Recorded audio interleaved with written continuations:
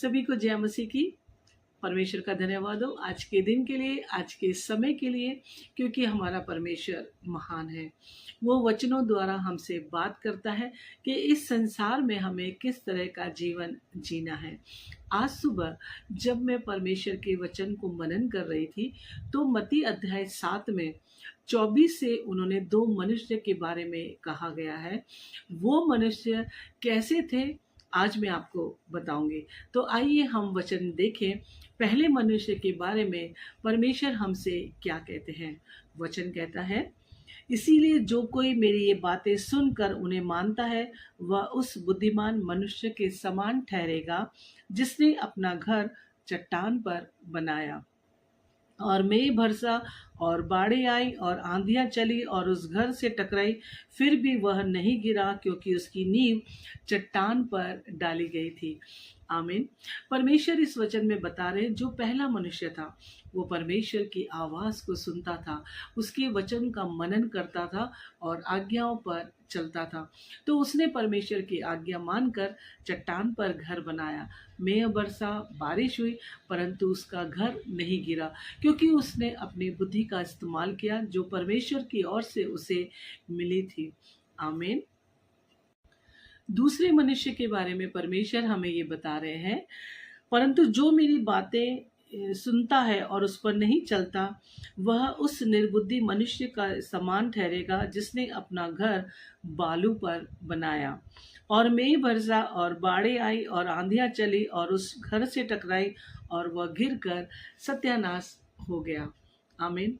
आज के समय में भी परमेश्वर की बातें हम जानते हैं, हम सुनते हैं, वचन भी हमें पता होता है, हमें पता है हमें परमेश्वर की बातों को सुनना है, परंतु फिर भी हम आज्ञाओं पर नहीं चलते, क्योंकि हमें ना अपने संसारिक जीवन में बहुत ही व्यस्त रहते।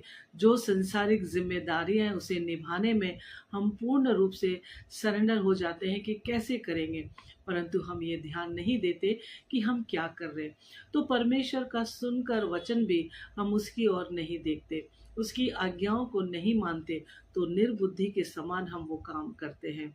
सच में परमेश्वर कितना अच्छे तरीके से हमें गाइड कर रहे हैं। आमीन। सच में परमेश्वर का हमें धन्यवाद करना है। बहुत सुंदर तरीके से ने दो मनुष्य के बारे में हमें बताया, एक बुद्धिमान और एक निर्बुद्धि। इस संसार में जब दुख, परेशानियां, तकलीफ आती है, तो हर कोई दुखी होता है, तब परमेश्वर के पास जाता है। परमेश्वर का वचन हमेशा हमारे लिए तैयार रहता है, हमसे बात करने के लिए, हमें गाइड करने के लिए। तो हमें उस बुद्धिमान मनुष्य की तरह परमेश्वर की आज्ञाओं को मानना है और उस पर चलना है, क्योंकि सुनना ही नहीं पर उस पर चलना भी बहुत ज़रूरी है। जितना हम परमेश्वर को जानेंगे, उतना परमेश्वर की महिमा को हम अपने जीवन में देखेंगे। सच में हमें वो काम नहीं करना जो उस निर्बुद्धि मनुष्य ने किया। अपना घर उसने बालू के रेत में जैसे बनाया, बारिश आई, बिखर गया। मैं मानती हूँ इस संसार में है हम, तो हमें स्टे करने के लिए, स्थिर रहने के लिए हमें परमेश्वर के वचन का ही सहारा लेना चाहिए, क्योंकि एक वही है जो सच्चा परमेश्वर है और सही रीति से हमें गाइड करता है, क्योंकि उसने हमसे सबसे पहले प्रेम किया। परमेश्वर हमेशा अपने वचनों में हमें बताते हैं कि किस तरह का जीवन हमें इस पृथ्वी पर जीना है। आमीन। संसार है, जीवन है, परेशानियां हैं तो जिंदगी में होती रहेगी। हर दिन कोई ना कोई तकलीफ तैयार रहती है। कोई भी मनुष्य ये नहीं कह सकता कि मैं पूर्ण तरह से सुखी हूँ, मेरे पास कोई दुख तकलीफ नहीं है। कुछ ना कुछ हर एक की जिंदगी में समस्याएं रहती ही है, परंतु हमारा परमेश्वर इन दो व्यक्तियों के द्वारा हमें बता रहा है कि एक था जिसने आज्ञा मानी और दूसरा था उसने आज्ञा नहीं मानी, जबकि वो जानता था परमेश्वर के वचन को, सुनकर भी उसने अनसुना किया, नहीं माना, तो नुकसान हुआ। तो आज आप यही बात सोचें, समझें, इन दो मनुष्यों में अपने आप को देखें, क्योंकि आप और मैं, हम खुद एक सच्चे अपने आप के एक गवाह हैं।